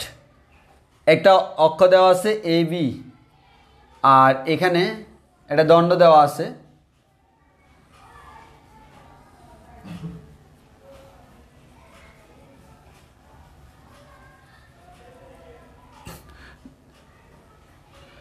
এখন এই পয়েন্ট হচ্ছে পি আর এই পয়েন্ট হচ্ছে কিউ, আর এখানে আমাদের এইদিকে একটা বল প্রয়োগ করা হয়েছে, প্রযুক্ত বল F = হচ্ছে 500 নিউটন এবি। আর এই দণ্ডের দৈর্ঘ্য, এটা হচ্ছে ফি কিউ হচ্ছে একটা দণ্ড, এই ফি কিউ দণ্ডের দৈর্ঘ্য সমান হচ্ছে আমাদের 1 মিটার। এটা হচ্ছে 1 মিটার। এবার তোমাকে সৃজনশীলের 3 নম্বরের প্রশ্ন করা হলো, এবি ঘূর্ণন অক্ষের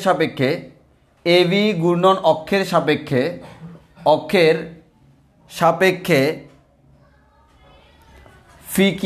ফি কিউ দণ্ডটির টর্ক নির্ণয় করো। আর 4 নম্বর প্রশ্ন করা হলো, যদি ঘূর্ণন অক্ষ এবি ফি কিউ দণ্ডটির প্রান্তবিন্দু হতে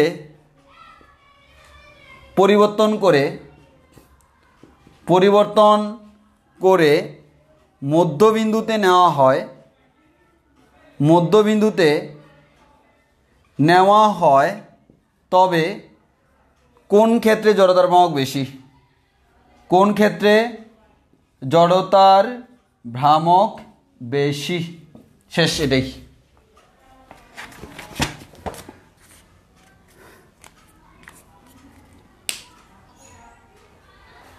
দেখো কি প্রশ্ন করা হলো তোমাকে।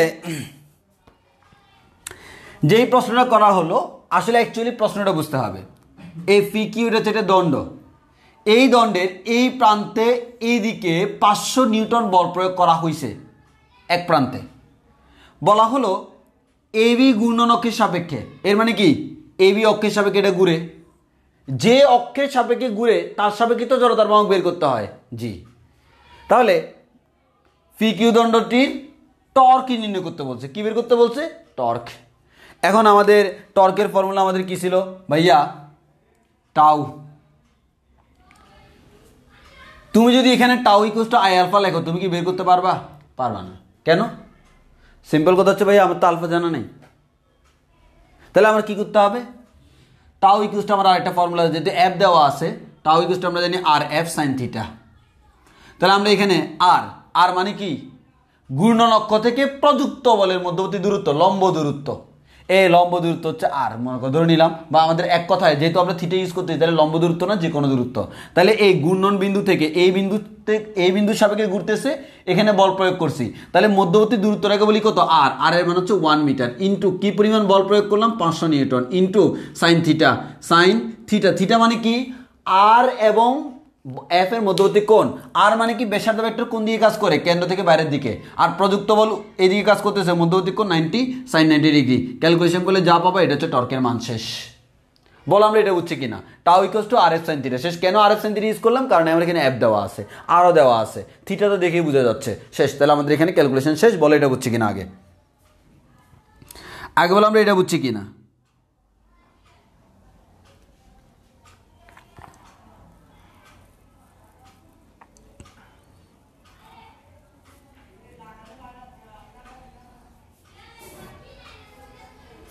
এরপরটা তো আরো সোজা, সেটাই 4 নাম্বার। বলা হলো যদি ঘূর্ণনক্ষ এবি, এটা হচ্ছে এবিটা হচ্ছে ঘূর্ণনক্ষ, এবি ফিকিউ দণ্ডটির প্রান্তবিন্দু হতে পরিবর্তন করে মধ্যবিন্দুতে নেওয়া হয়। তাহলে খেয়াল করো, শুরুতে কিন্তু ঘূর্ণনক্ষ এটা ঠিক কিনা, এই অক্ষের সাপেক্ষে ঘুরতেছে, তো এটা তো একটা দণ্ডের প্রান্তবিন্দু, কোন একটা দণ্ডের প্রান্তবিন্দু সম্পর্কে ক্ষেত্রে ঘুরলে 1/12 ml² আমরা জানি, সরি 1/3 ml², এটা আমরা জানি। তাহলে আমাদের প্রান্ত বিন্দু দিয়ে গমনকারী অক্ষের সাপেক্ষে 1/3 ml², এল মানে দণ্ডের দৈর্ঘ্য, এর মানে 1 মিটার। এবার বলা হলো এবিটা এখানে নাই না, যদি আমার এখানে মধ্যবিন্দুতে নিই, মধ্যবিন্দু, সেক্ষেত্রে তো আমরা জানি ফর্মুলা হচ্ছে 1/12 ml², তাই না? তাহলে আমরা এটাকে নাম দিলাম I1, এটাকে নাম দিলাম I2। তাহলে আমরা এখান থেকে বলতে পারি I2 divide by I1 equals to 1/12 ml² divide by 1/3 ml²।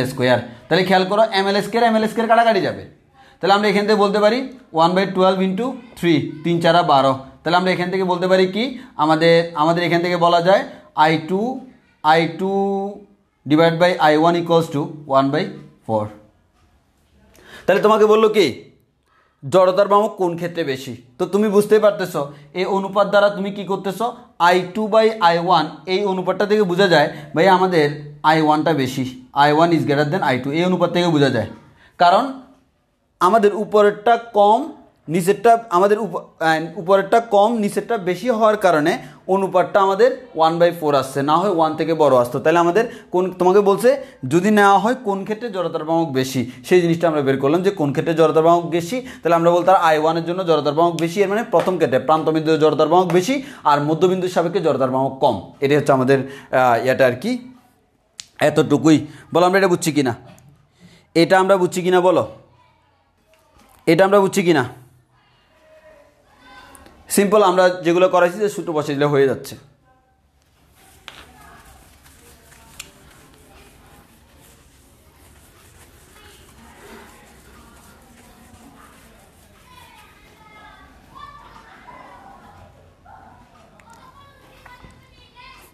এবার লাস্ট একটা কথা,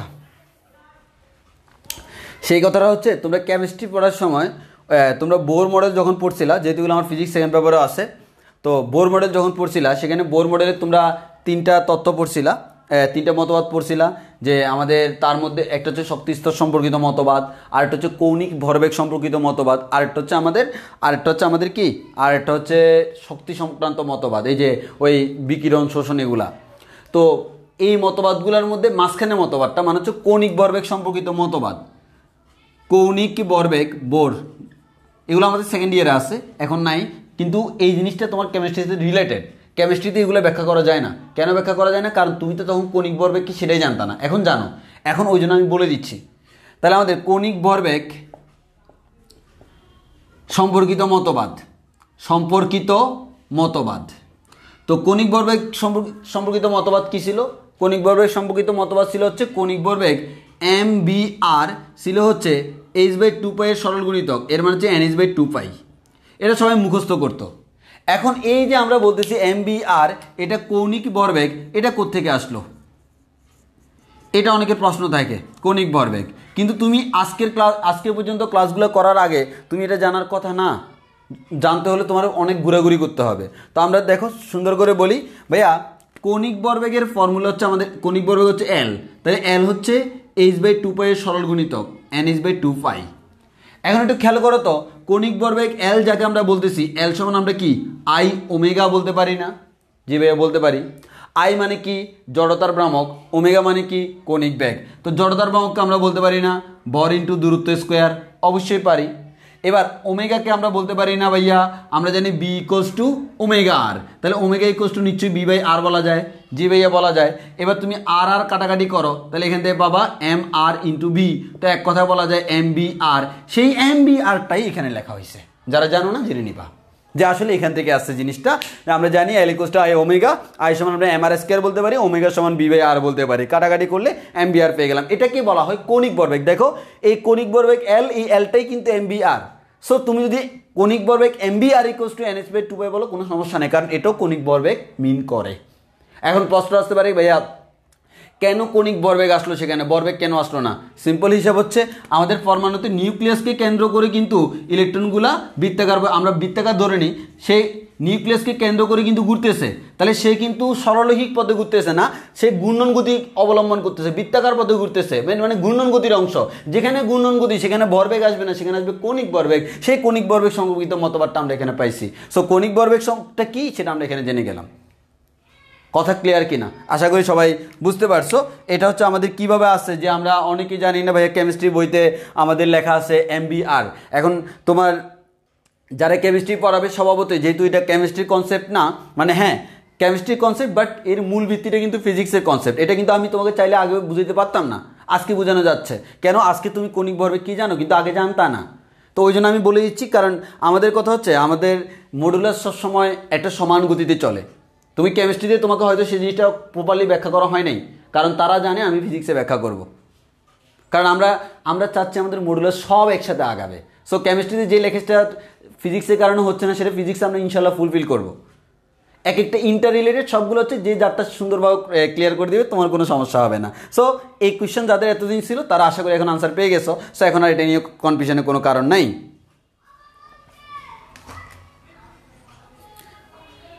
ওকে, তাহলে আমরা আজকের ক্লাস এতটুকু পর্যন্তই। হ্যাঁ, সবাই ভালো থেকো, সুস্থ থেকো, আল্লাহ হাফেজ। আর আমরা আগামী ক্লাসে লাস্ট টপিকসগুলো, যে আমাদের কেন্দ্রমুখী, কেন্দ্র বিমুখী, আরও অনেকগুলো টপিক্সের সংঘর্ষ, এগুলো নিয়ে আমরা ইনশাল্লাহ আলোচনা করবো, অত্যন্ত গুরুত্বপূর্ণ টপিকসগুলো। হ্যাঁ, ওখানে বোঝার অনেক কিছু আছে। তো আজকে এতটুকু পর্যন্ত, আল্লাহ হাফেজ, আসসালামু আলাইকুম।